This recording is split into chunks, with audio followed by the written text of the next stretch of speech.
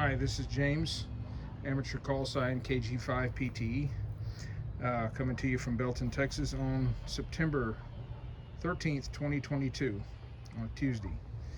I'm reworking this Gap DX. Got some new jumper wires to put on.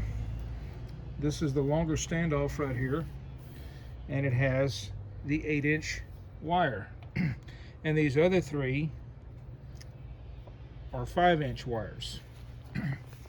They connect there, see right there, and there. The manual does not show a really good picture of how this all comes together.